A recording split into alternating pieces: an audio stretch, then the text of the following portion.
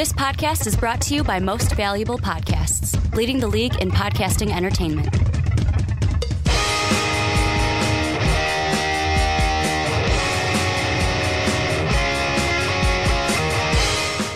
What's up, everybody? Ricky Widmer here, along with the Mark Weber.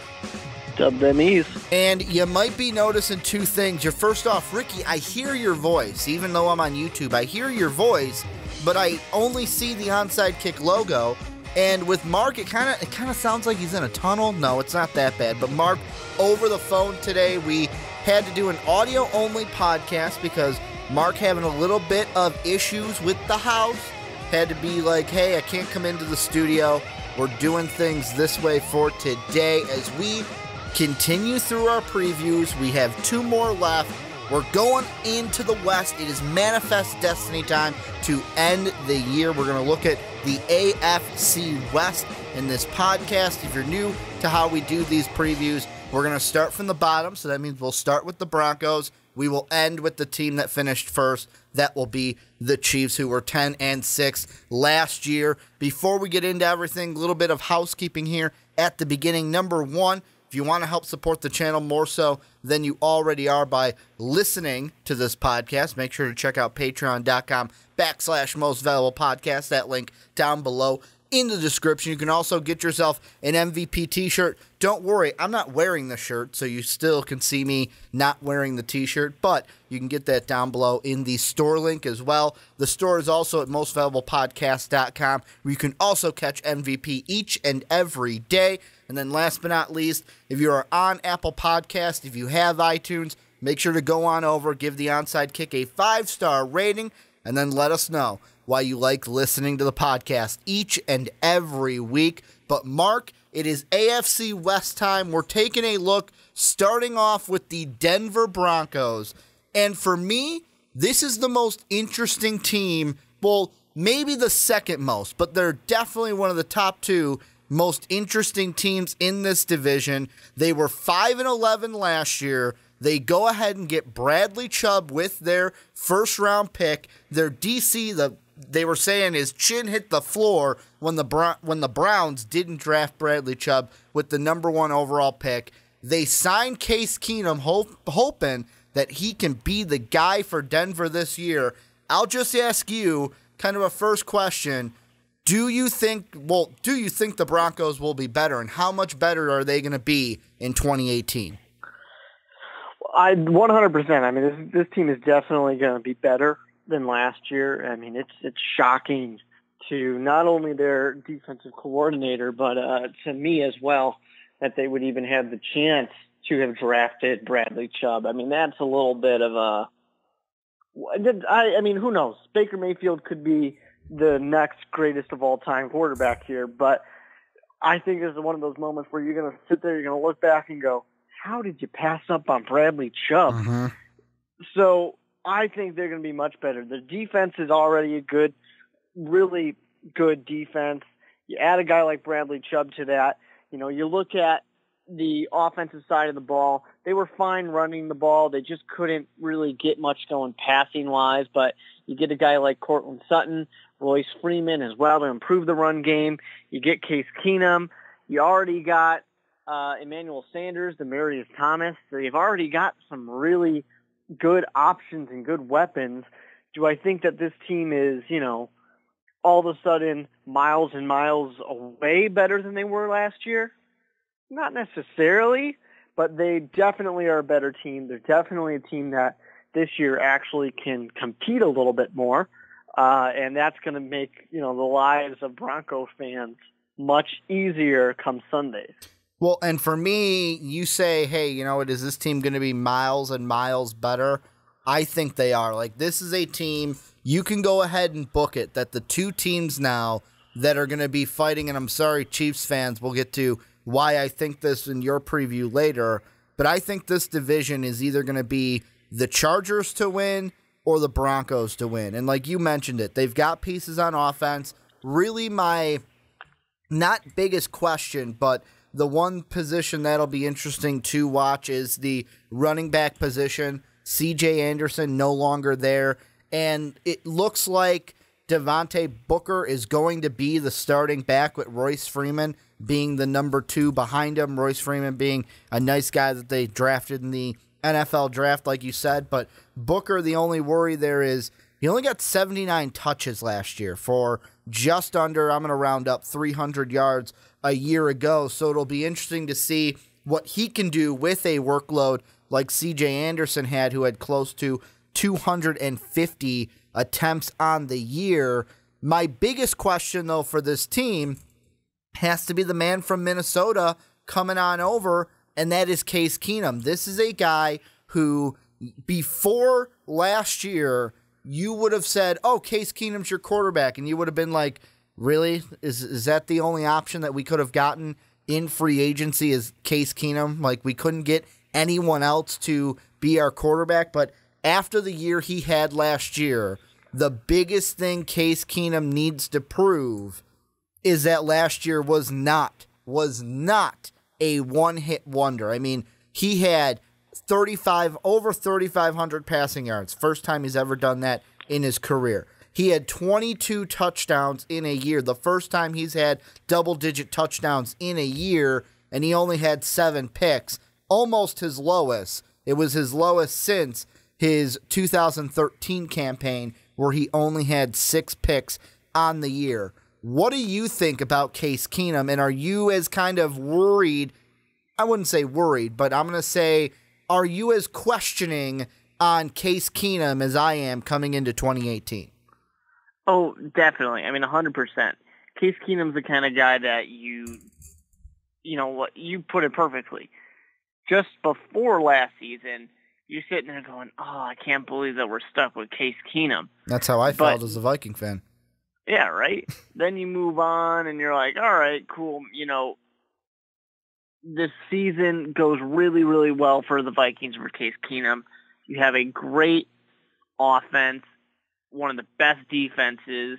You know, I mean, how shocking was it to anybody who wasn't from Minnesota or who likes to wear purple jerseys to have a 5th-round pick and an undrafted free agent be the 1-2, one of the best wide receiver duos in the NFL last year? And that's crazy.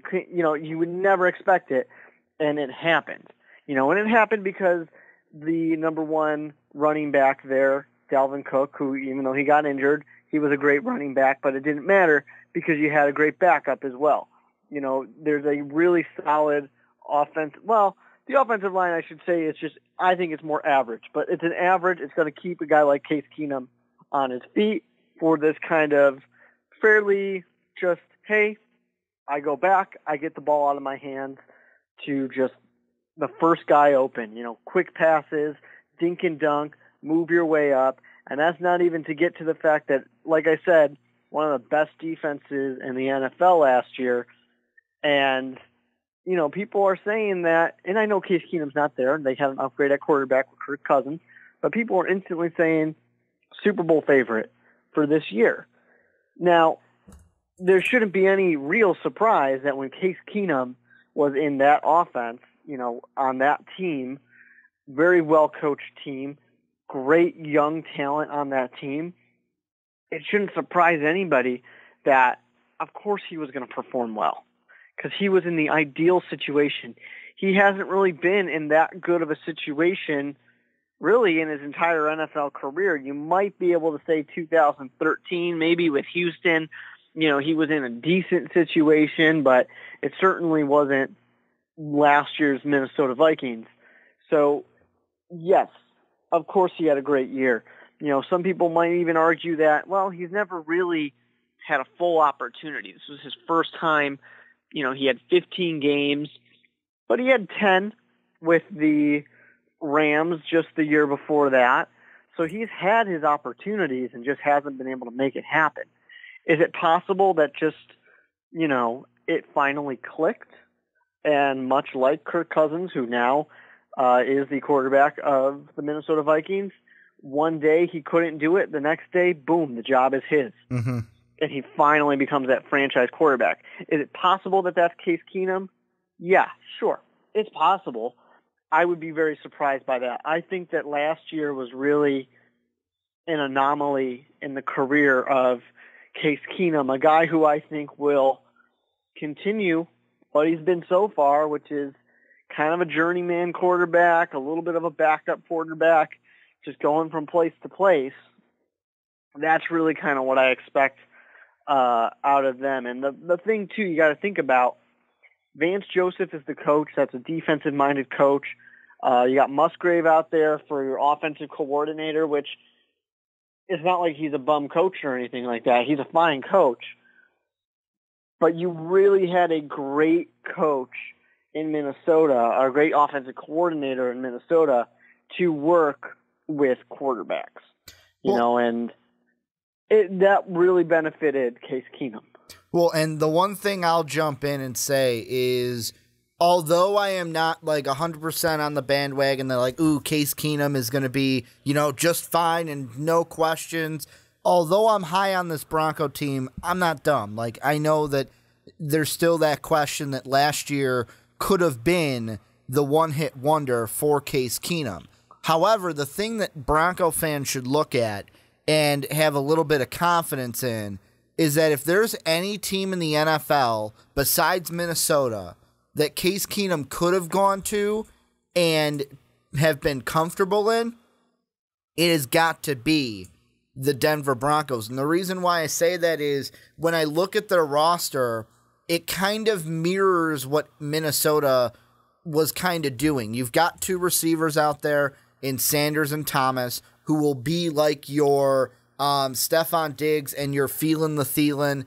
I want to see what Cortland Sutton can do if he can be a good third option for this Bronco team in the receiving core. They also got a young guy, Deshaun Hamilton, that I want to see how he develops as well. Jake Butt at tight end, he's no comparison to Kyle Rudolph. So, I mean, I'm not even going to throw the tight ends out there, but, I mean, it's not like he's chopped liver out there. And the running backs last year without Dalvin Cook, it was very much McKinnon and Latavius Murray being that dual back system. That could be what we see here between Booker and Freeman. And if they're just able to get the job done, not turn over the football, get good yardage on the ground like McKinnon and Murray did, then maybe Case Keenum can see some success, because this defense is, to me, phenomenal. It's a top 3 defense from last year. The only 2 defenses that were better than it in total yards were the Minnesota Vikings, where Case Keenum was, and the Jacksonville or Saxonville Jaguars. This is a defense. Von Miller's on it. We mentioned Bradley Chubb. There's also Josie Jewell, who I'm excited for. He's going to be a good pickup from the draft, a kid from Iowa. The other Brandon Marshall on this team, not the Brandon Marshall that's the wide receiver.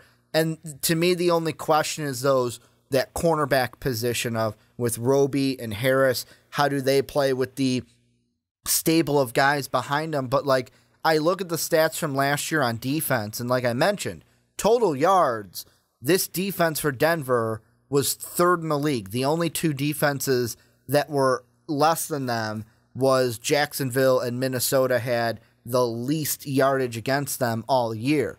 The thing that I find interesting is the points per game. Minnesota's defense only gave up 15.8 points per game last season. Denver's defense, 23.9. Now, the thing that you look into, because Denver didn't have a quarterback, they were only scoring 18 points a game. So they were getting outscored by about 5 points per game, if my math is serving me correct, where Minnesota was outscoring their opponents by almost 12 points per game. Minnesota had 23.9 points per game on offense, which was the exact same that Denver was giving up on defense. So if Case Keenum, to me, can just do that alone and help this offense get just a little bit more production in points, because that was the big thing that killed this team. They weren't able to get that production. They were only scoring 18 per game. The thing I'll ask you is, how much does that worry you that Denver might be, if these numbers stay the same, which they won't, how much does it worry you that this Denver defense was giving up 23.9. We'll round up 24. And Case Keenum was only getting about 24 points per game last year with Minnesota. I do think there is some concern there because Case Keenum is not going to be a guy who's going to blow you away. Mm-hmm. That's just not his style. It's not what he's going to succeed in. He is a guy who will succeed with the dink and dunk, with the heavily supported by a nice, powerful run game. And seemingly that's what Denver has, and that's what Denver wants to be. You know, the concern, of course, as well when it comes to that, though, is they struggled in pass protection a bit last year. Mm-hmm. And the right side of their offensive line is pretty bad. So they're not in a terrible situation. I would say it's just a below average offensive line, but they have a strong side to it and they have a pretty weak side to it. And I think that Case Keenum can feel the pressure pretty quickly, especially when you think about the fact that the Chargers have an absolutely amazing pass rush.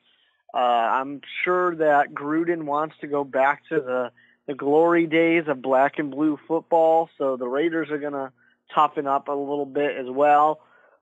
You know, and then the Chiefs. The Chiefs are not going to be a joke as well when it comes to getting to quarterbacks.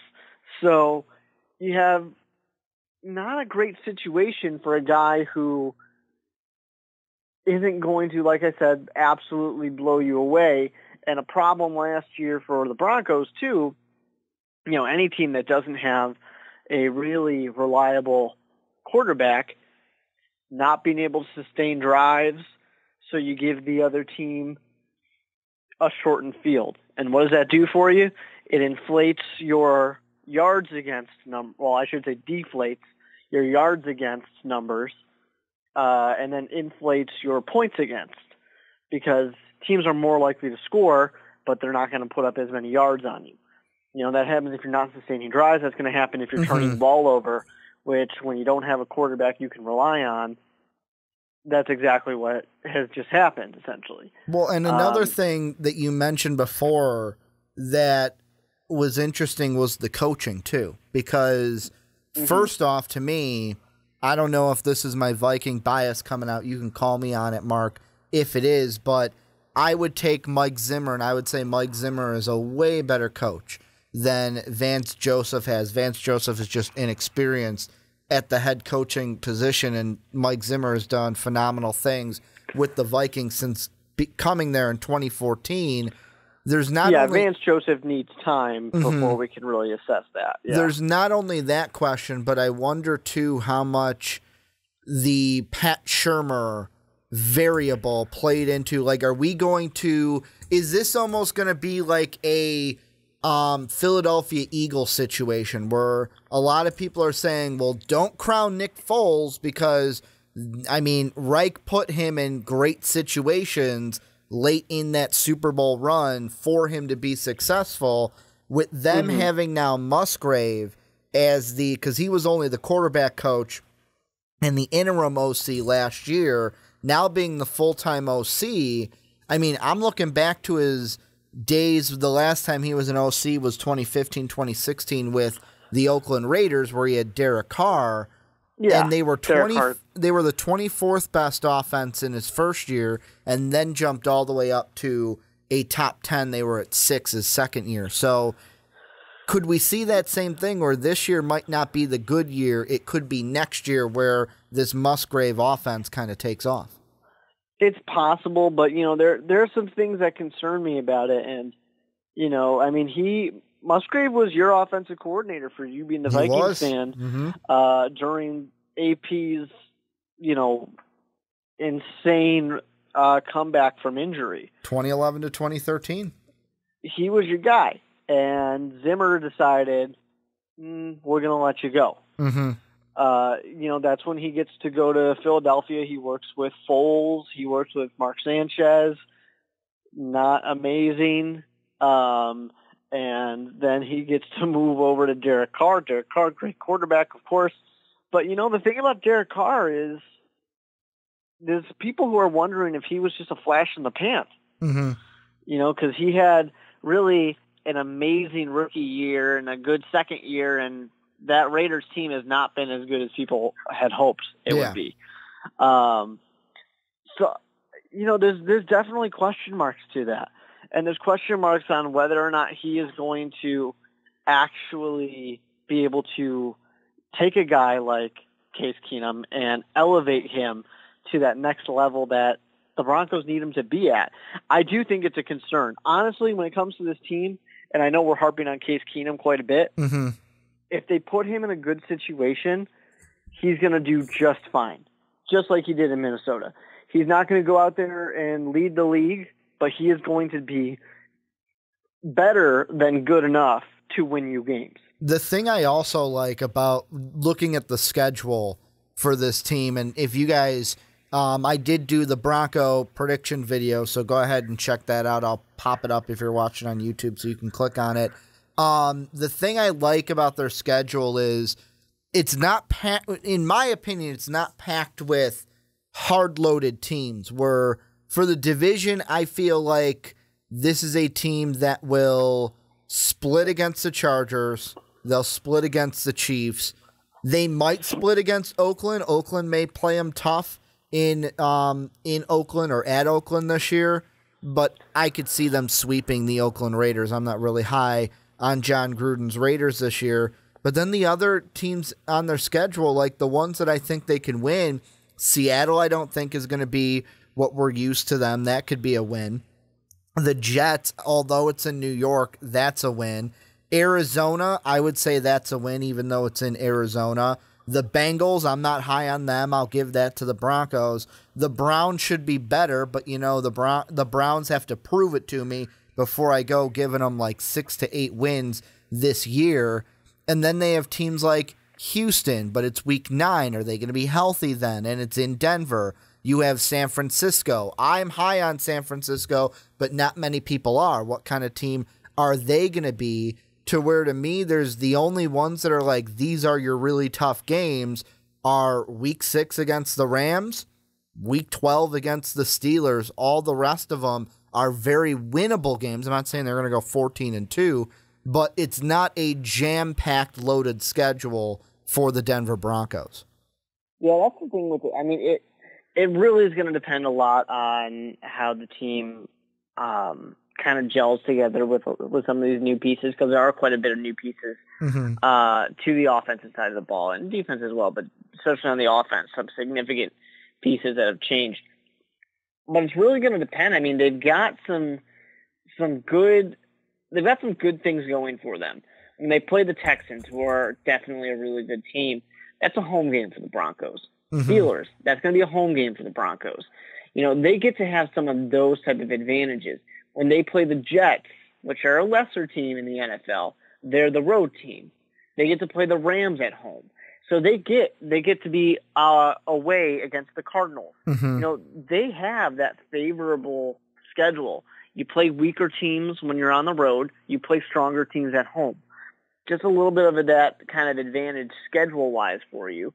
So you really look at something like that, and you think, this is a team that, even if, let's just say they're a 7-9 team, maybe they end up at 9-7 because of some of those advantages for them, and that could certainly help. And I mean, the last thing I'll say about the schedule that's kind of a good thing is that they don't have, a lot of the games are very like away, home, where the only back-to-back home games they have are week 1 and 2, and then it's like, all right, we're at Arizona.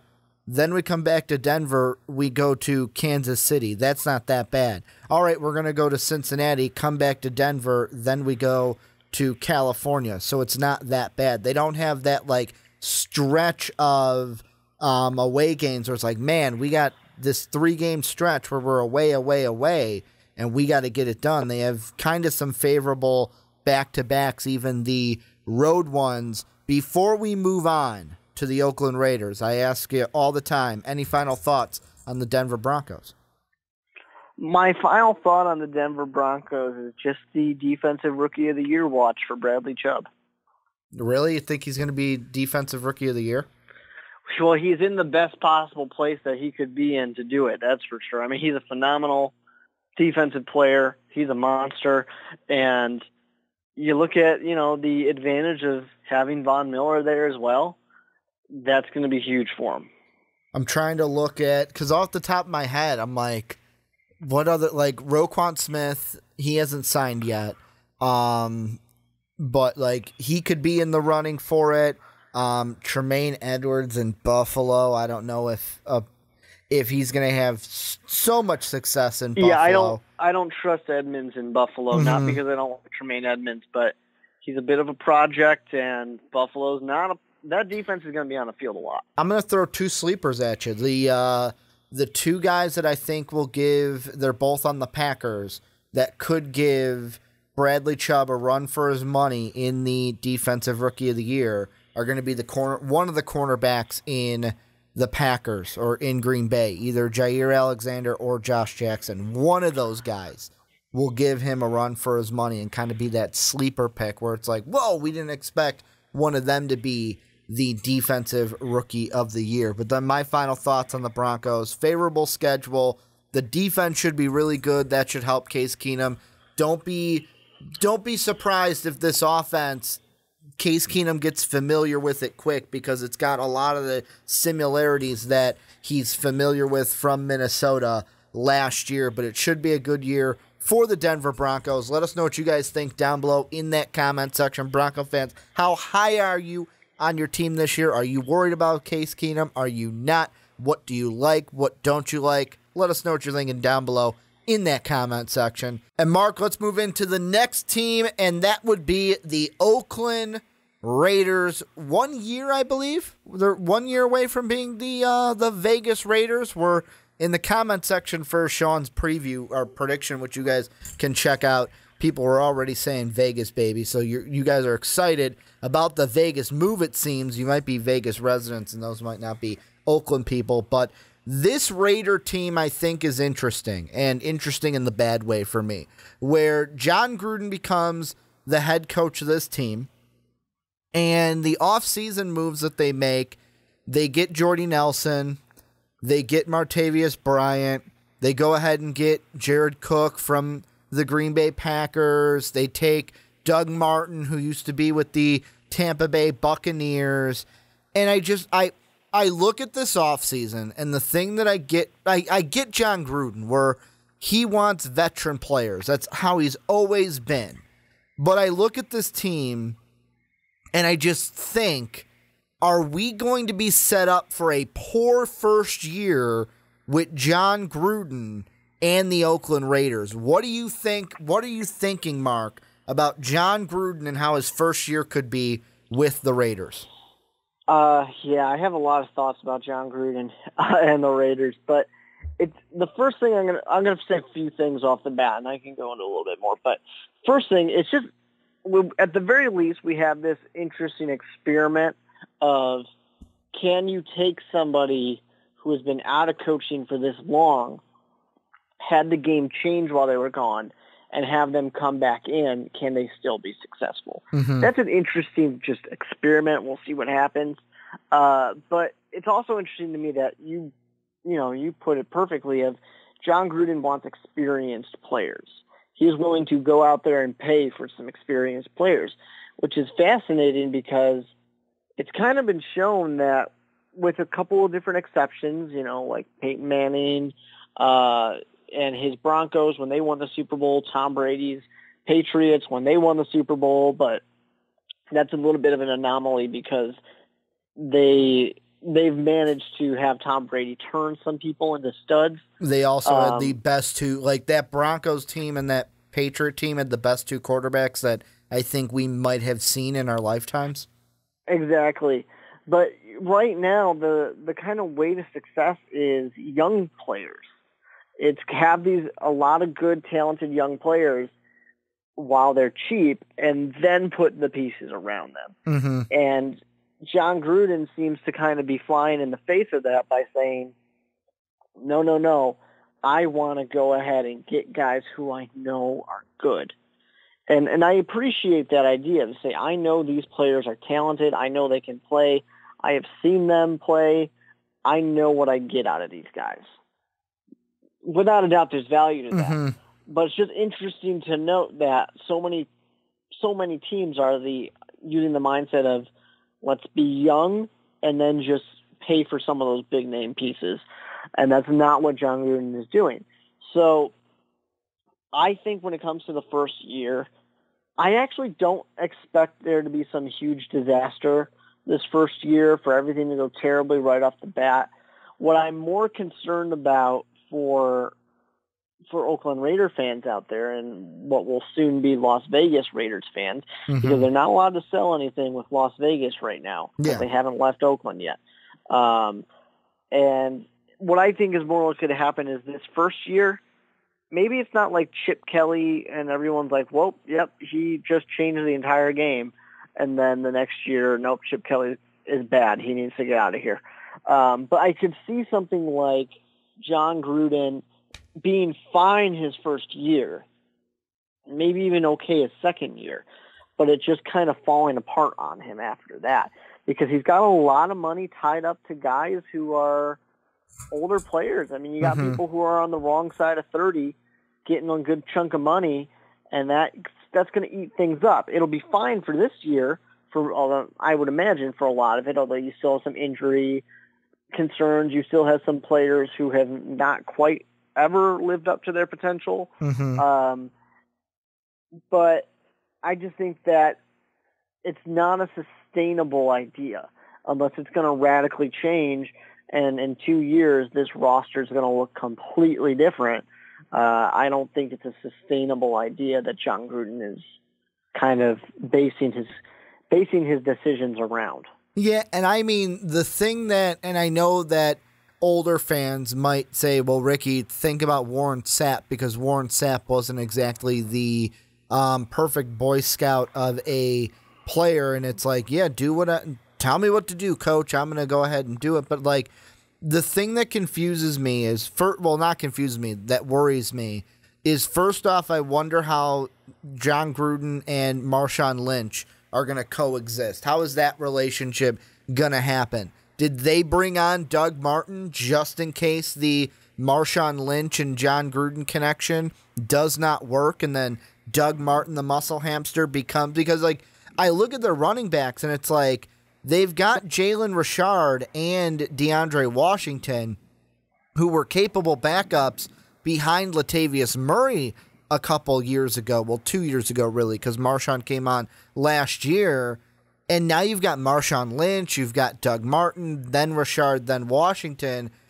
Is it going to be Martin, Richard, and Washington if Lynch does not work out with how him and Gruden and that relationship goes? Also, I look at this defense, and this defense was not good last year. They ranked 23rd in the league in total yards given up. They also gave up around 23 points per game last year. I look at them and I go, I don't think they got much better. They brought on guys like Rashaan Mevins, who's probably going to play and start for them at corner. They bring in guys like from Minnesota, Emmanuel Lamar, who might go ahead and start at the weak linebacker position for them this year. And like, even I look at their draft picks, I hated their Colton Miller pick, the first round one, because it's not that I hated Colton Miller, it's that I hated drafting him as high as they did, especially with what was on the board. And it's also interesting that one of the guys they picked up in the draft was Arden Key, which he's been, like, early on, beginning of the season last year, I remember doing a segment by myself because Brandon was on vacation, and it's like, will Arden Key be the best defensive prospect in college football? Because he had that kind of talent, but it just didn't work out with his off-the-field issues that he had, and really the big question was, does he want to play the game of football? That's why I'm like, really? Like, that's a guy that John Gruden and this Raider team wants to go ahead and draft with John Gruden being your head coach? But, like, there are other guys like Mo Hurst, friend of the show, who I love that pickup. P.J. Hall should be another good one on the interior of that defensive line. But my biggest question for this team is, how is this defense going to play in year one with John Gruden, who is a Like, he had good defenses in the past, especially with Tampa Bay. He had a good defense when he was there. I know it was like a decade ago, but I wouldn't be surprised if this defense is not much improved from last year, and this team is about 5-6 wins like they were last year. Yeah, it's going to be tough because John Gruden has been known for having some pretty good defenses. John Gruden's also been known for not ever really having a good quarterback. I mean, he's had good quarterbacks, but he's never had a quarterback talent level-wise of Derek Carr's level. Mm-hmm. Derek Carr, I mean, you throw him on that Tampa Bay Super Bowl team, and obviously, he would have been a teeny tiny little baby at that point, I believe. Mm-hmm.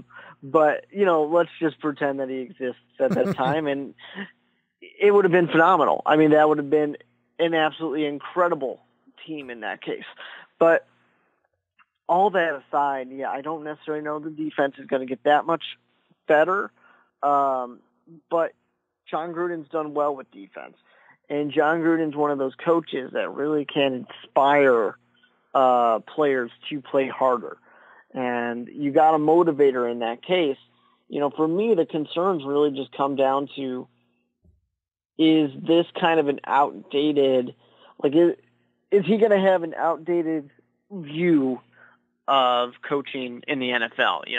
Is he going for players that were good 5 years ago? Yeah, it's kind of like, the thing I'm going to compare it to is if it's like a coach that coached in like the 90s. So like, I'm going to say not like a Phil Jackson, because Phil Jackson success-wise is on the level of like Bill Belichick. But if it was like I'm trying to think of like maybe a Pat Riley, or like a solid coach from like 90s basketball where you had big men and the big man actually played in the post and rough guys up. It would be like if you got that coach now in the NBA, where it's all spread the floor out. You've got Euro softer bigs down low. Everything's about the 3-ball. And this guy comes in and goes, yeah, we're going to do it like the old way.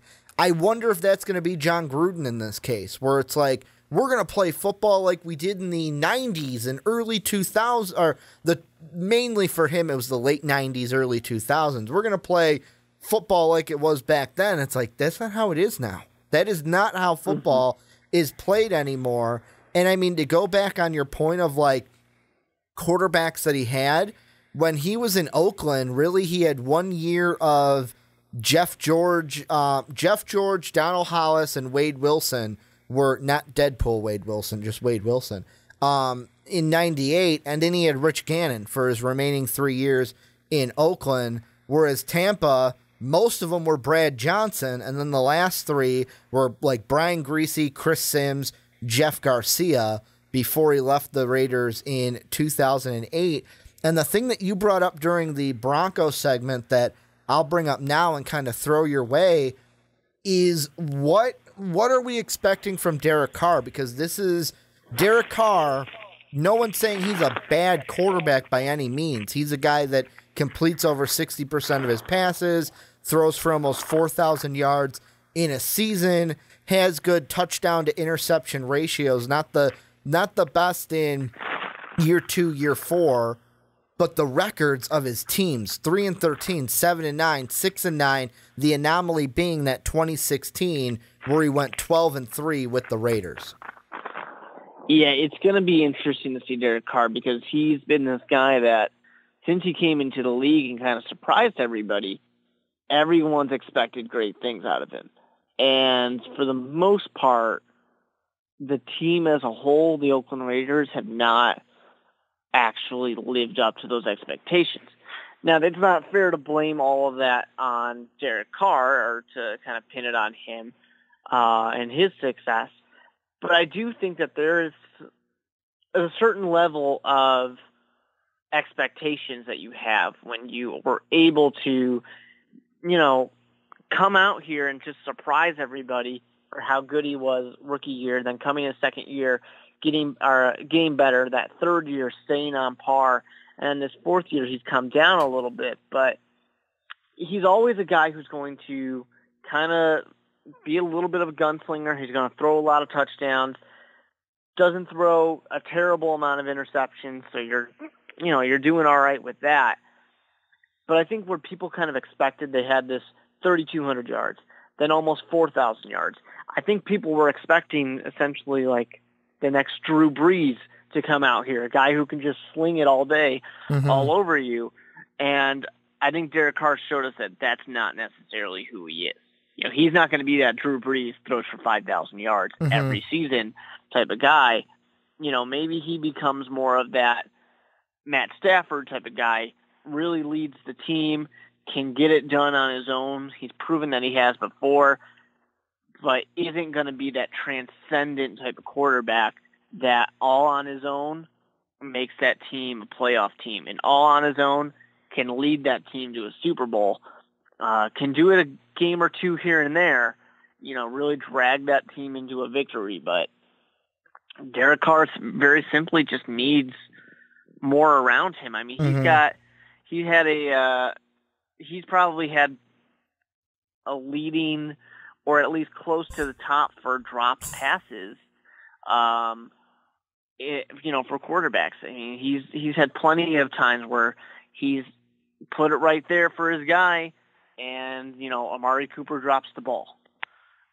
Well, and that's not going to be his fault necessarily, but those are the things that, as a team, he's not going to be able to single-handedly overcome that. Well, and here, I'll throw you this question then, because you mentioned, Amari Cooper drops the ball, where the two main guys that they bring in to be his new wide receiver weapons, Jordy Nelson, who just in recent, first off, talk about guys who are on the wrong side of 30. That's Jordy Nelson. He's 33 right now. He's going to be 33 this whole season. He won't turn 34 until around just after the NFL draft next season. So he'll be 33 this entire year.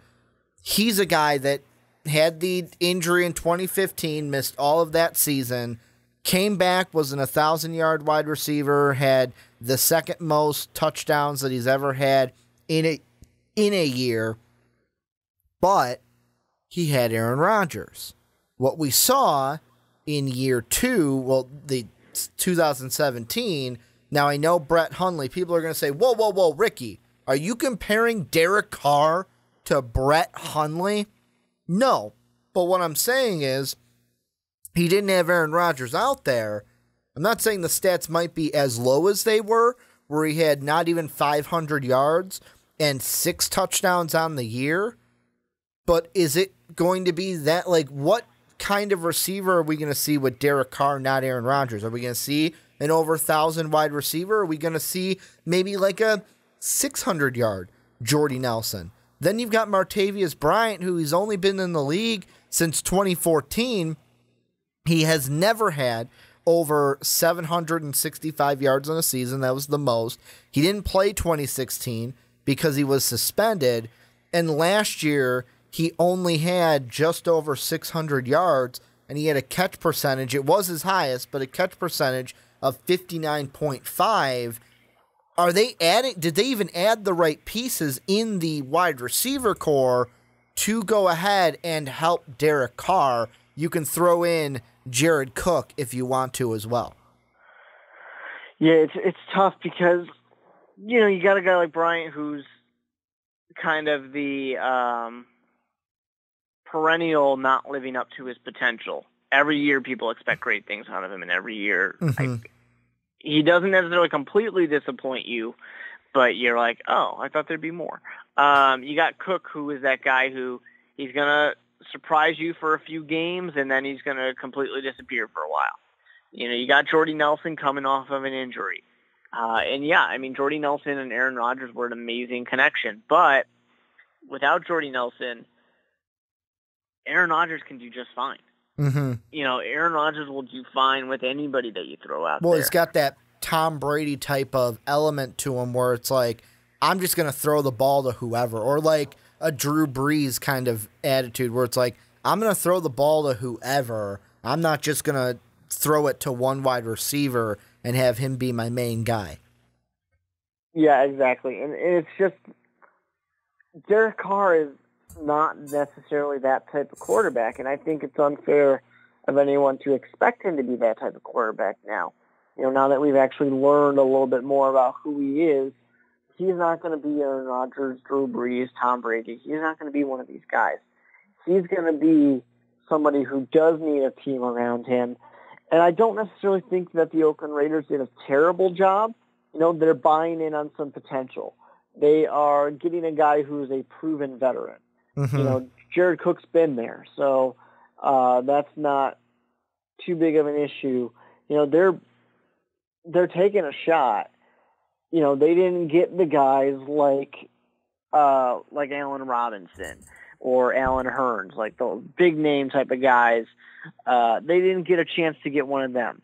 They didn't take a shot on a Dez Bryant, which many people would consider quite a risk to do. Hey, he's still there. They can still get him. He is still available. They didn't take a shot at a Brandon Marshall or anything like that.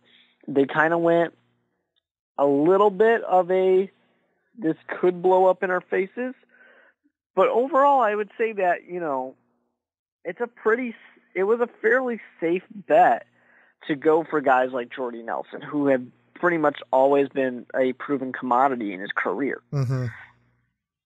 The problem is going to be they're not necessarily players that are going to be absolute, without a doubt, top wide receiving unit. And when you then are going to add in the fact of a guy like Jordy Nelson, you got him for what? 1 or 2 years?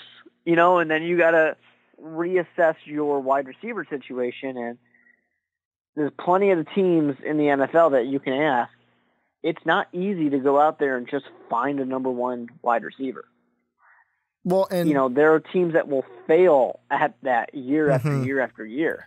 And the thing I'm looking at is, while you've been talking, I've been looking at their schedule, and I'll be completely honest, their first 6 games, maybe even their first 10 games, I don't like them. You're going to open up the season, yeah, it's in Oakland, but it's not that far of a drive for the LA Rams. That's a loss. You're playing the Broncos in Mile High week 2. That could be a loss. The Dolphins will be interesting. Yeah, you're traveling to Miami, but that could be a winnable game. Playing the Browns in Oakland, winnable game. But then you're back to playing the Chargers, who I think will be a better team than the Raiders. They win. And then it's like the Seahawks.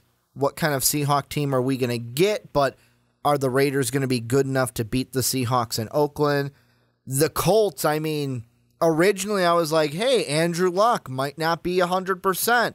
The Raiders can get a win off the bye. Now I'm thinking I'm going to switch that one.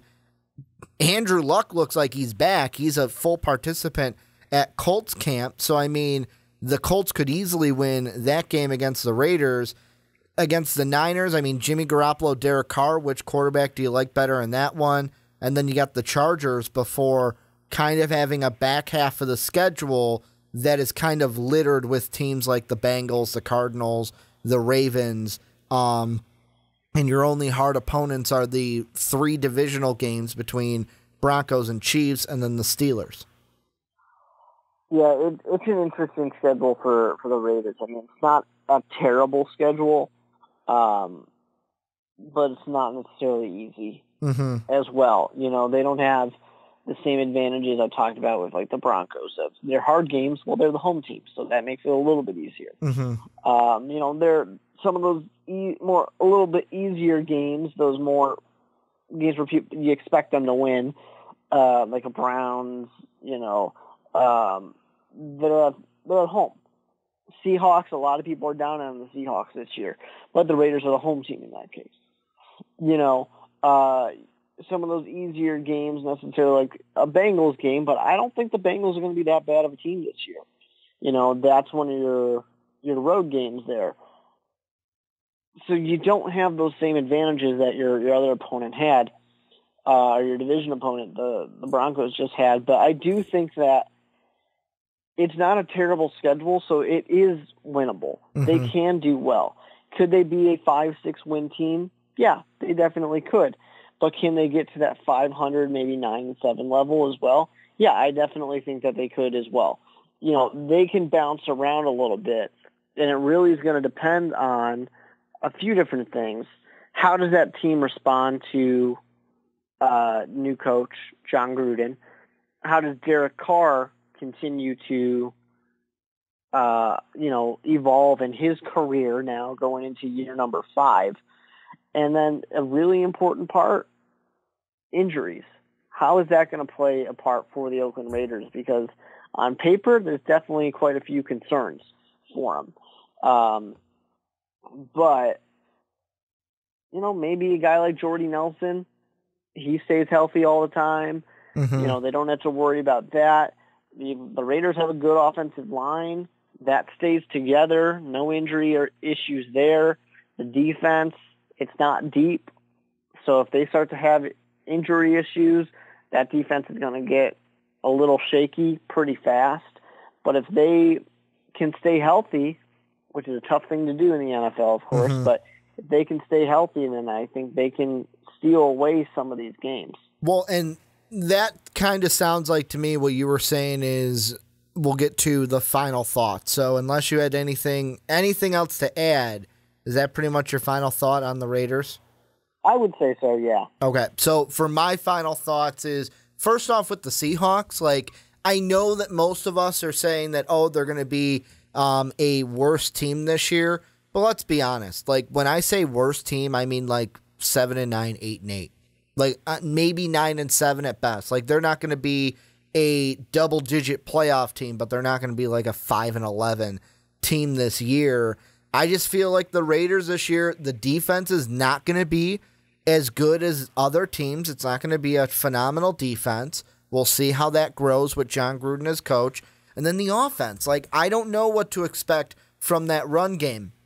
I don't know what to expect from these old wide receivers coming in like Jordy Nelson and Martavius. Well, Jordy Nelson, a little bit older than Martavius Bryant, coming in to help this team. And I wonder if we're going to look and say, man, they should have taken this guy in the first round instead of Colton Miller. Could have really helped that team. But this is where Raider fans, I want you guys to come in. Let us know down below. Where are we right about your team? Where are we wrong? Where should we have hope? Where do you have hope? What do you like? What do you don't like heading into the 2018 season? And Mark, let's move on into the next team. This is a team that is another one that I am very high on. This was my other team that when I mentioned earlier, the most interesting teams for me are the Broncos and then the Los Angeles Chargers. And I say that, and as I say that, I was already going to ask you about an injury that they got in the backfield. But today, the day as we record this on July 31st, today at training camp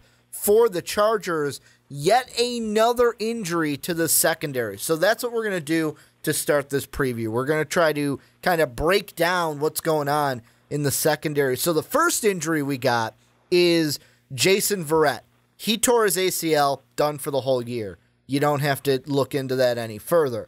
Then today, cornerback Trevor Williams, who would have been starting most likely on the right side for this LA team, he was guarding Mike Williams on a go route. He injures his left ankle, and they're saying that the injury, are they going to say it's a sprain, or are they just saying no? They're just saying he injured his left ankle and then was helped off the field. So this is a team, they now lose Verrett, they lose Trevor Williams, who we don't know how long he's going to be out for. This team has some young cornerbacks like Desmond King, who was from the Iowa Hawkeyes, Michael Davis, Jeff Richards.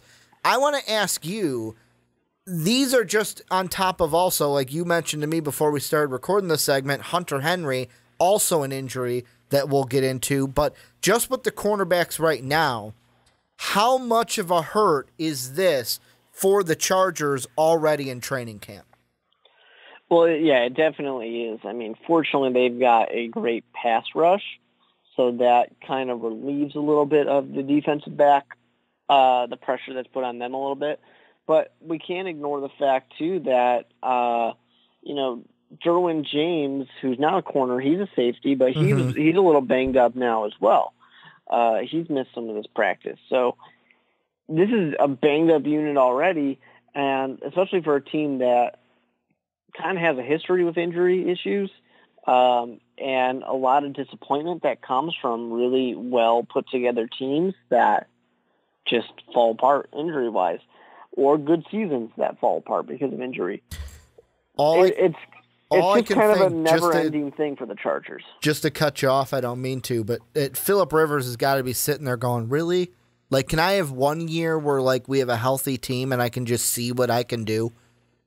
Yeah, I mean, they never get that. I mean, it's just one of those things where there are certain teams where you shouldn't be a fan of them. And unfortunately, the Chargers are one of those ones because no matter what the team does, it always catches up to them of just everything goes poorly. And injury is one of those issues right now for the Chargers, unfortunately, because they have already been hit very hard with them. No, and I mean, the thing that you mentioned was one of the things that before these injuries happened, I was like, oh, we're probably going to talk about that to start this preview. Is the best thing probably about this defense is that pass rush you mentioned, or just the front four in general with Bosa and Ingram on the outside, and then Leggett and Mabane on the inside, to where I don't want to be going up against that defensive line at all, especially the Bosa-Ingram duo coming at me from the outside. I wonder what these I wonder if these backup corners, like I mentioned, like the Desmond Kings, the Michael Richards, or Jeff Richards, Michael Davis, that's what I meant to say. If those guys can step up in the loss of Verrett and Williams, and also when is Williams going to come back? Because they did ask Brandon Mabane after practice, and he said, now, quote, he'll bounce back. It sucks, but it's part of the game. Sometimes you're going to have guys go down, and you have to have other guys step up. I know that I don't think it was last year, maybe it was the year before, but like Keenan Allen goes down with an injury in preseason. Like, this Charger team is no stranger to injuries in the preseason, but this is a team that I'm going to say I'm still pretty high on this year in the division, because for me, just kind of to map through what the AFC West is going through, the Broncos got better. They should have a winning record this year. To me, the Raiders didn't really get better. We talked about them. And the Chiefs, you can say, kind of got worse because they made some moves in the secondary. They lost some defensive guys at linebacker and secondary. They lose Alex Smith. Yeah, they have Patrick Mahomes, who they're confident in, but he's still only a second-year starter. This, to me, even with these two injuries, could be the year that Phillip Rivers in this offense kind of maybe take on the load a little bit because of the cornerback injuries. But this could be the year where the Chargers say, hey, you know what? We're going to take a hold of this division, and we're going to be a playoff team. Because I look at the offense, Melvin Gordon's going to be really good. I like the backup that they also drafted in Justin Jackson, who played his college ball here in Chicago for Northwestern. If the wide receivers can stay healthy, Keenan Allen, Terrell Williams, Mike Williams, Travis Benjamin should be a good up-front core for this team. I'll ask you, is this a Charger team that could win the AFC West this year? It's possible, and I certainly think the division helps them out a little bit. But, and I'm down on the Chiefs a little bit with Mahomes as well, because it's a new quarterback. And, you mentioned him being in his second year, but he, playing-wise, essentially will be a rookie. I mean, He got, one game last year? The Week 17 game against the Broncos. I believe that one was at home, though. Yeah, so he got one opportunity, which is great. But, Andy Reid's not going to go easy on him, though, and they're going to give him everything, and they're going to let him play. And Andy Reid knows how to get his all out of a quarterback. So they should still be pretty good, but, and then Denver Broncos defense is good. We'll see how the offense goes. But still, the Chargers should be able to do it. But what they really need is they need some people to actually produce the way they should. Mike Williams is a perfect example of that. They really need him to shine in his second year. If he's not going to be what they drafted him to be, that could be an issue. Once again, these are injury problems that have kind of been the problem there. Like, he only played 10 games last year. Yeah, exactly. Yeah. It's not like he played nothing, but, you draft a guy in the first round, you want him obviously there all 16 games. There's also a big kind of mystery right now when you look at the Chargers' offensive line with Pouncey, with Feeney. There's just it's right in the middle, and I don't know. It's not anything that you are terribly concerned about of like, oh, this is going to ruin our season, but you really need some success out of there. I mean, Forrest Lamp as well, the right guard, just in his second year, and he did well. He definitely has a lot of success. I mean, especially coming out of college, he was a guy I liked a lot. Mm-hmm. The Chargers need a lot of these things to perform up to expectations, I guess, or up to the potential. I love a guy like Derwin James, but is an injury in the preseason going to limit his ability to actually get out there and get his reps and perform well enough to possibly earn a job if it's going to be a competition in camp, or is he going to not be able to perform as well because he's not as confident due to this injury? And for a rookie, confidence is a huge part of having any success. So the Chargers do not have an easy road to winning this division. Now, I think that there's a good chance the Chargers will win the division. I like the Chargers a lot. I mean, I like Philip Rivers. I always do. This offense always, on paper at least, looks phenomenal. The pass rush is great as well. They have everything they need to be able to win, to be able to be a 10-win team, if not, maybe 11. But they do have some concerns, and Charger fans will say it themselves. Things tend to go wrong for the Chargers. If it can go wrong, it's going to go wrong for them. Kind of Murphy's Law for them? Yeah, essentially. So, I know that they're not going to be taking it easy. They're not going to assume that, oh, yeah, we'll breeze through teams like the Browns and the Bills, and we'll beat the Seahawks, the Cardinals. They're not going to just assume they're going to beat any of these teams because they've seen it go wrong very quickly in the past. Well, and the one thing I'm looking at here, and of course this article is from May, when the Hunter Henry injury happened. Right now I look at the depth chart, and for me, Hunter Henry was the guy coming into this year that I was kind of looking forward to where it's like, hey, you know what? This will be the first year without Antonio Gates. We're now moving on in a post-Antonio Gates kind of era for the Chargers, and not like saying last year was like, ooh, great Antonio Gates, like 1,000-yard receiving Antonio Gates, but he still was a veteran tight end and a good safety blanket for Philip Rivers. Now you got Virgil Green as your starting tight end. So for me, one of the questions that this article on ESPN kind of raises is, could the Hunter Henry injury could that spark a reunion for Antonio Gates to come back to the team? I don't think so. I think I'd be very surprised if it did. I wouldn't be surprised, but at the same time, I would also be like, just let Antonio be Antonio at this point. Like, you guys don't need Antonio Gates to be successful, but I hate to harp on its injury so far. And like looking at the wide receivers, for example, Keenan Allen played all 16 games last year, was their best receiver by far. But like after that, Terrell Williams, 16 games, but had 728 yards on that year. The big ones were like Travis Benjamin, who was a sub-600 wide receiver. The Mike Mike Williams, who we said missed 6 games last year. Can these guys step up? And also, is Melvin Gordon are they going to be a team that relies on Melvin Gordon to be, hey, you got to be that 1,000-yard back for us?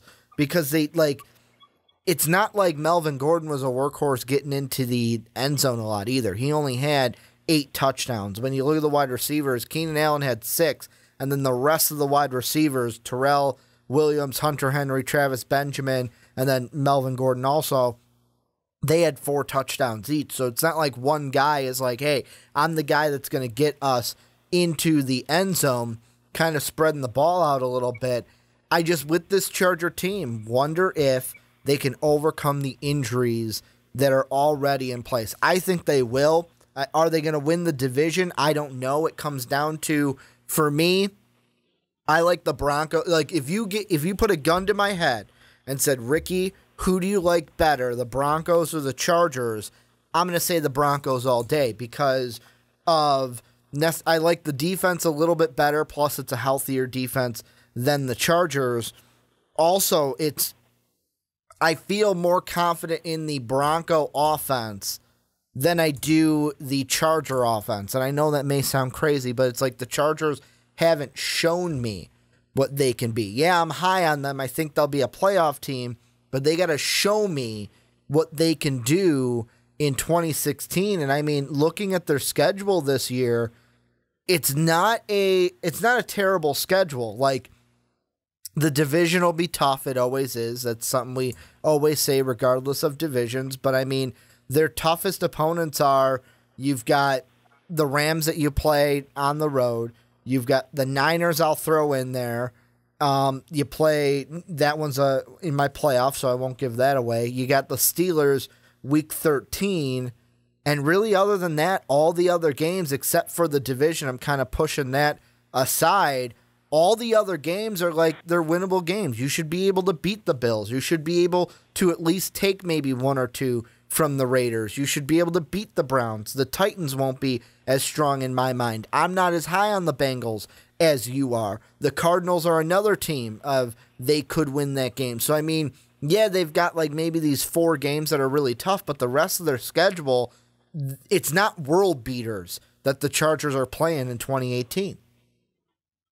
No, it's not. It definitely isn't that they've got the worst schedule. And there's a good chance they'll have a fairly easy schedule when we look back on strength of schedule at the end of the year. Mm-hmm. But yeah, I do think that there's a really good potential that the Broncos, Chiefs, and Chargers are all right in the thick of the competition to win this division. Mm-hmm. Like I said, you can't count out Andy Reid ever. We both like what the Broncos have going on. And the Chargers look really good just without injuries coming back to get them on this. Yeah.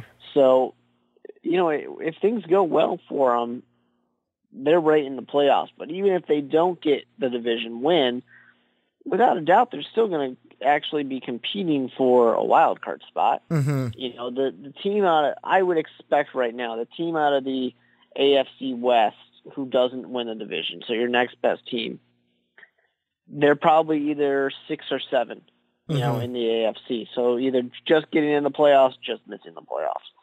And it's going to, a lot of that's going to depend on what some of the other teams do. And, and we've talked about the AFC North and how that's a tough competition. The AFC South, that's going to be a tough competition between the Texans and the Jaguars, and now the Colts with Andrew Luck being back and actually able to throw some footballs. So there's a lot. It's going to be, the AFC should be tougher this year than it has been the past couple of years. Not as tough as the NFC, but it will be tougher.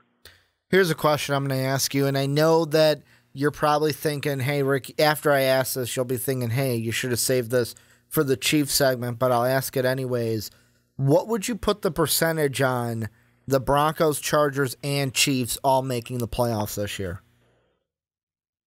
All of them, probably. I mean, I want to say 0, but I mean it's technically possible. Mm-hmm. I really, really doubt it. I really, really doubt that would happen because then you're assuming that, from the AFC South, the Texans with Deshaun Watson are not a good enough team to get in the playoffs. Or the Jaguars, who were just a game away from the Super Bowl, are not good enough to get in the playoffs. The Steelers, once again, just in the playoffs, not good enough. The Ravens, an improved team, not good enough either. Mm-hmm. Is it certainly possible? Maybe the Ravens aren't as good as I have expected them to be able to get into the playoffs. Maybe Deshaun Watson, maybe injuries is a big issue for him for the rest of his career. Sure, the Chiefs and the Broncos and the Chargers could all make it, but I'd be surprised to see 3 teams out of the AFC West get in there. Because, the reason why I ask is I'm not going to give anything away because we are, after today, as we start tomorrow, we're 20 days away until our hold them to us predictions. Then an injury will happen, and we got to do our revised hold them to us predictions like the Teddy Bridgewater injury did a couple years ago. But I wouldn't be surprised because I'm looking at how I have the AFC kind of playing out right now. I wouldn't be surprised if, in the AFC West, Team A, who wins the division, is at 12 wins. Team B, who's in second, is at 10 wins. Team C is at 9 wins and has enough of the tiebreakers to get that 6th spot in the playoffs. Do I see it happen? Probably not, because, the way I'm looking at it is there's about 1, 2, 3, 4, about 4 teams in the AFC that are going to be right there fighting for that last 6th spot in the AFC playoff race. So, it's not going to be this playoff race is over with 3 weeks to go. We're going to definitely see that come down to the line by the end. But this Charger team, even though they've got injuries already, Hunter Henry and the cornerbacks that we already talked about, I still think this team can be a successful one in 2018, mainly because of their schedule. Like you saying, we'll probably look back on it and go, this was not a real tough schedule. They really had a favorable schedule. And one of the main reasons why they were able to maybe make the playoffs this year, I will ask you before we move on into the Kansas City Chiefs, do you have any final thoughts on the Los Angeles Chargers? Pretty much for me, it's going to come down to, is the team going to stay healthy? Mm-hmm. And I'm very interested to see what we get out of Joey Bosa this year, and if he can continue to elevate himself and just move further along in his progression, because you mentioned Roquan Smith earlier not being signed to a deal yet, but Joey Bosa was that guy last year, the guy who had the rookie holdout. And when he did get a chance to finally play his games, he made a statement.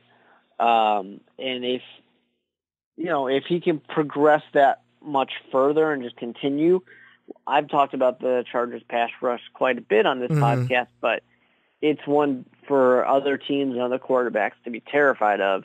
And Joey Bosa's kind of the big piece to the puzzle for the Chargers. If they're going to win a lot of these games, they're going to need defense to step up to help them out with that. And I think Joey Bosa is going to be a huge factor in that case. Do I think it happens? No, but I'm still going to say it anyways. If the Chargers do become injury plagued and do finish with a top 5 pick in next year's draft, me personally, I would not be ashamed and be hurting with that, because there's a part of me that wants this team to be I would not be upset if this team was in position to nab the little Bosa, who's right now at Ohio State, who we're probably going to be talking about all year when it comes to NFL draft talk. That's one thing that I'm like, man, he's probably going to be way too good to be drafted by the Los Angeles Chargers unless some tweet comes out about him or he's smoking pot the day of the draft. They don't really have a spot for him either, though. Hey man, if Joey Bosa, if Nick Bosa's there, go ahead and reunite the brothers, I would say. in Los Angeles. But this is where you guys come in. Let us know what you think down below in that comment section. How high are you on the Chargers this year? Do you think that the injuries are going to keep them and set them back this year? I know it's early, but set them back to where maybe they do finish 9-7, 8-8, and do not make the playoffs. Let us know what you guys are thinking down below in that comment section. But Mark, let's close out the podcast talking about the team that finished first in the AFC West a year ago. Might not finish in first place this year, but only time will tell. And that is Brandon Swanson's favorite team, the Kansas City Commander and Chiefers, as I like to call them. And we got a ton of things to kind of look at in this Pandora's box, which are the Chiefs. We're going to look at the losses that they have on defense, but before we look at defense, I want to look at the offense in this one, because that's what makes this team go. They lose Alex Smith, a.k.a. they traded him to the Washington Redskins, basically saying the era of Patrick Mahomes has begun in KC. Get used to it. He's the starting quarterback. However, they lose Matt Nagy, which you're excited for because he left to go to the Bears. I'll ask you, how different is this team going to look on offense with Matt Nagy no longer with the team and Patrick Mahomes at the helm at quarterback? Yeah, it's definitely going to be different, and I think that Patrick Mahomes has more of an impact on it looking different than Matt Nagy does, because Andy Reid is still... It's still the same offense. Yeah, he's still a guy who's going to control things, and for the most part, he was calling plays, and, he's still going to do that. And with Patrick Mahomes, you have a little bit of a different scenario than with Alex Smith. Alex Smith is, a little bit more that game manager type of quarterback, and I don't mean that as an insult. Besides those few games early on where he really was slinging it and he was trying to prove to everybody that, he's an MVP candidate type of quarterback, and he's, he went toe-to-toe with Tom Brady week one and came out ahead. He looked like the better quarterback in that game. But then we had a lot of just kind of average, what you expect out of Alex Smith as well. What they want out of Patrick Mahomes is that gunslinging quarterback, that guy who's going to throw it all over everybody. Now, of course, there are some negatives with that too, things like turnovers, but they really expect to have Patrick Mahomes be that guy who can go out there and make any throw, the guy who can pass all over everybody, elevate all of these receivers, which when you're talking about the receivers, I mean, you got Tyreek Hill, you got Travis Kelce, you've got Sammy Watkins, you've got Kareem Hunt, who obviously is a running back, but he's a guy who can catch out of the backfield as well. They've got so many weapons that, this team offensively, I don't necessarily know that they're going to take a step back, with the exception of you do have Patrick Mahomes in his second year, but he only played one game last year. He's not that far removed from being a rookie. It might take him a little bit just to adapt. And, it's not like he has to learn a new playbook or anything like that, but he does have a new offensive coordinator, so it does take time to gel with that. There is a little bit of some adapting that's going to have to happen for him. But if there's anything that slows down this offense, that's what it is, just him being young and inexperienced. The only concerns I really would have would be defensively, because it wasn't necessarily, lights out, absolutely amazing defense, but this was a good defense last year. And they definitely did lose some pieces. Marcus Peters is that kind of guy where I think the Chiefs were happy to get rid of him, not for performance-wise, but because of attitude-wise. They were a little sick of him and his antics. So they felt comfortable to be able to do that, and they thought that, hey, it's a benefit for the team because we're losing some of those off-the-field type of things or not on the field. I mean, I still think of throwing the penalty flag and then ejecting himself from the game. They're okay with not having that be a part of their team anymore. They're kind of tightening the ship a little bit. Well, and I mean, to go back to the offense for a second, you hit the nail right on the head with Patrick Mahomes, where the biggest question, like, and I love Chief fans where I get it. We're fans. And when it comes to your team, like when I talk about the Illini or like when I talk about the Bulls or the Vikings, you kind of get a little bit of, you get a little ungrounded. Where like when we talk about the Vikings, you're usually the guy on the other side of the table to make sure the Ricky balloon doesn't fly away and keep me grounded back to the podcast. And Chief fans will be like, oh, well, look, he played well in that Bronco game, and look at what the future is. And I always got to say, hey, you know what? Like, look at that game. Yeah, the Broncos, like, have a good defense. They didn't try in that game. The Broncos could have gave two shits about that game. They were a team that was like, can I go golfing yet? Like, is it the off season? Like, do I have to play this game? It's better if we lose because we get a better draft pick, right? Like, they did not care in that game. So, I mean, to me, I almost use that as a knock where it was like, yeah, you played a game, but did you really play a game because the other team didn't care? So that's why, with your point that he's kind of like that rookie being in that first year, how many mental mistakes are we going to see, if any, from Patrick Mahomes? Is he going to make those air quote rookie mistakes, because he's technically not a rookie, but it'll be his first year starting? How many of those mistakes will he make? The other question in the offense that I have is, like you mentioned, Sammy Watkins. And the reason why is, yes, they have weapons. Tyreek Hill's proven.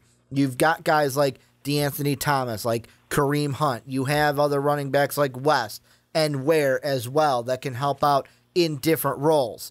Sammy Watkins, to me, is the most important part, because what Sammy Watkins are we going to get? First off, is he going to be healthy?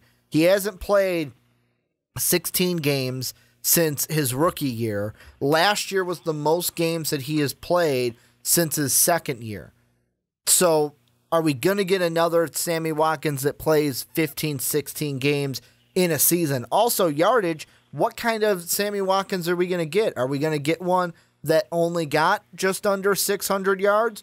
Or are we going to see a Sammy Watkins that we saw in 2014, 2015, where he was a 980 to 1,000 yard receiver?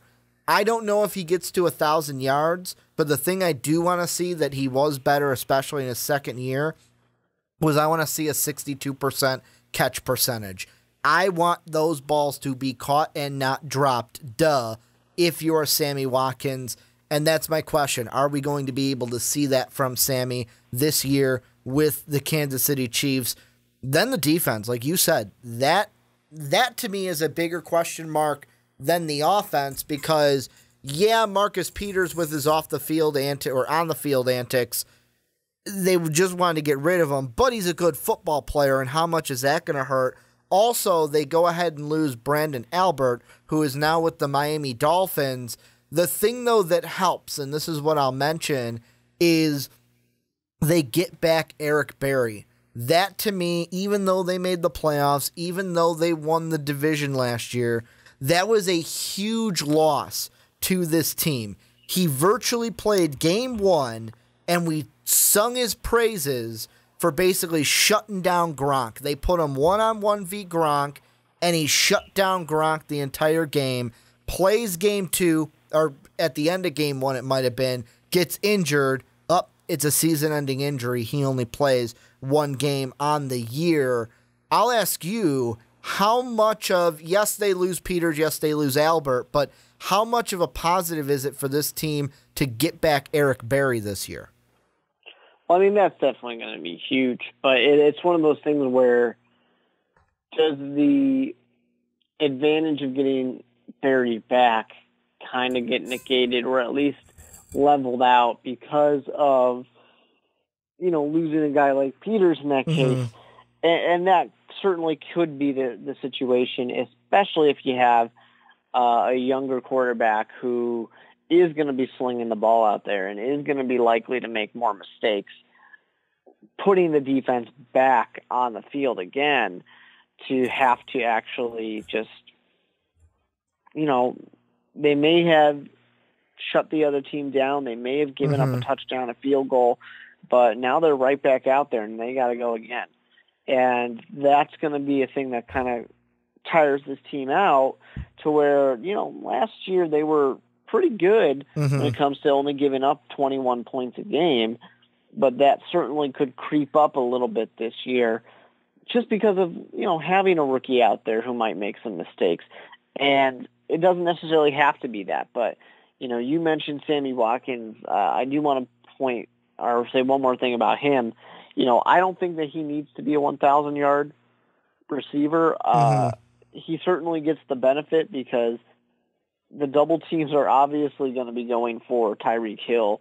People are going to be paying attention to Kelsey as well. There's definitely going to be attention on those type of guys to where Sammy Watkins kind of has a little bit of the people are going to forget about him advantage.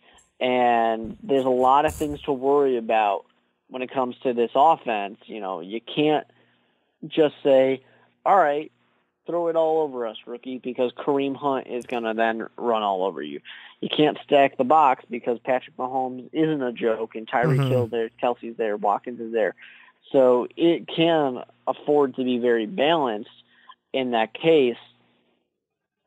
So they have, if this team can gel, if Mahomes can feel comfortable, if Andy Reid was, not just saying the things that coaches say when he said that, Mahomes is doing great, everything's going well.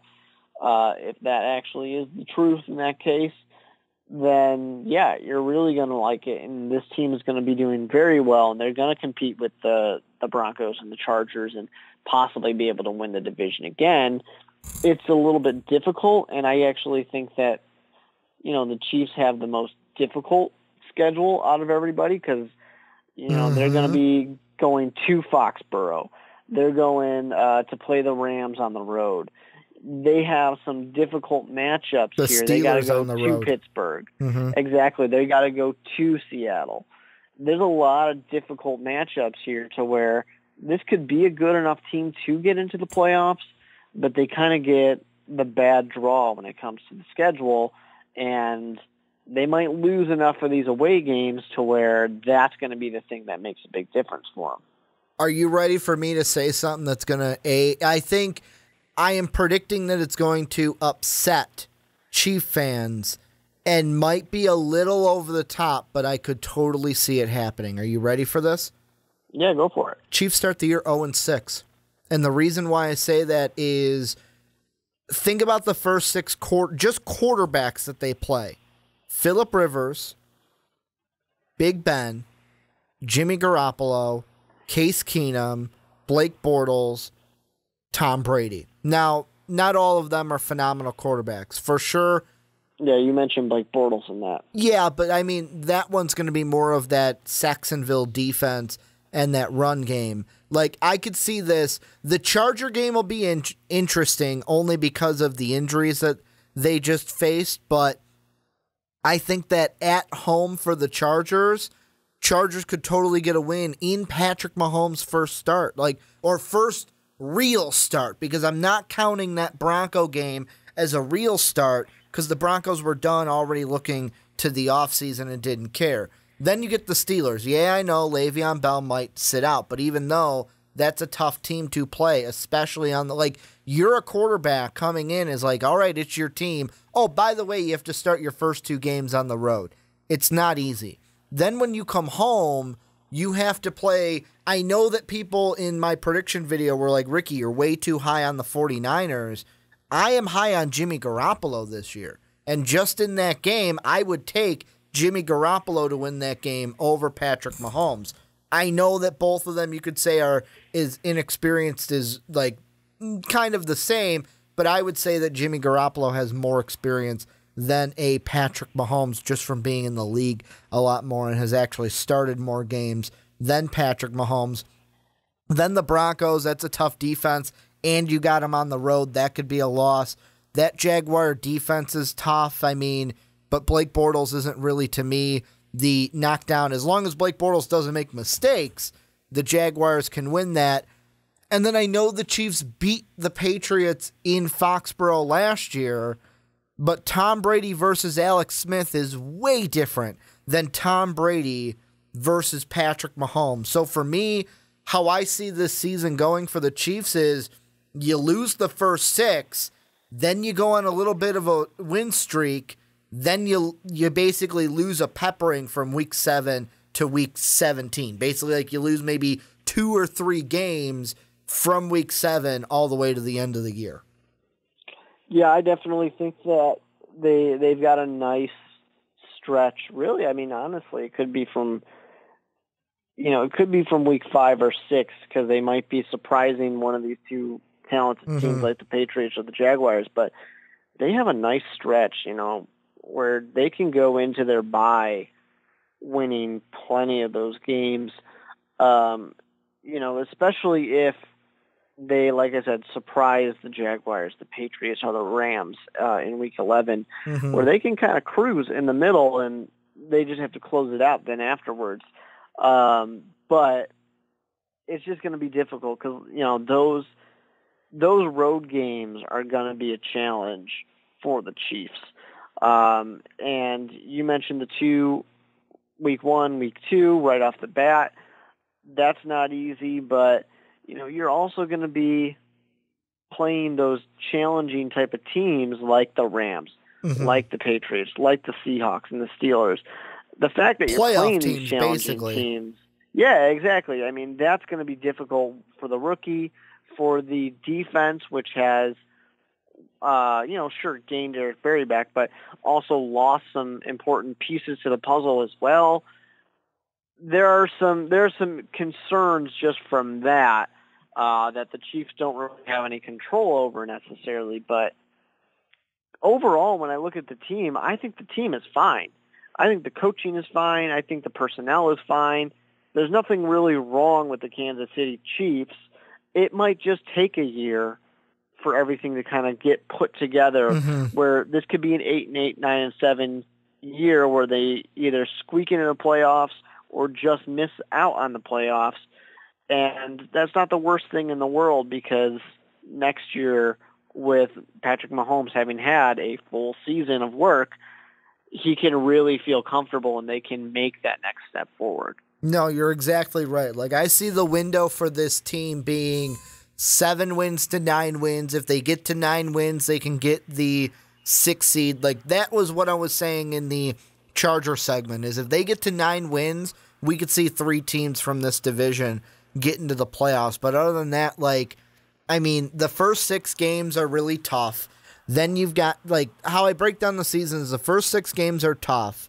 Then the next 4 they can win. I know the Broncos are in there, but it's at Arrowhead, not Mile High. So you got Bengals, Broncos, Browns, Cardinals. Those are very winnable games. Then you got the Rams, which is a tough one. But then after the bye, I don't know what to expect from the Raiders. You get them twice. The Ravens could be a team fighting for the playoffs, or will be a team fighting for the playoffs, but you get them at home. The Chargers in Arrowhead will be a different story. And yes, you get the Seahawks on the road, but what kind of a Seahawk team are we going to see this year, especially in Week 16? I haven't brought this up yet, but this will be the first time that I ever vocalize these words. I would not be surprised if by the time we got to Week 15, 16, if the Seahawks are like a 7-9, if they're a 7-6 win team by that time, I wouldn't be surprised if on the podcast we're having segments about should they think about firing Pete Carroll. That could be the fate that the Seahawks are in this year. I don't think that happens, but I don't think he gets fired, but we could be definitely talking about that late in the year. So definitely this is a team that I think will be between 7 and 9 wins, maybe make the playoffs, or maybe just miss out by 1 game. Is there anything that you think we missed with the Kansas City Chiefs?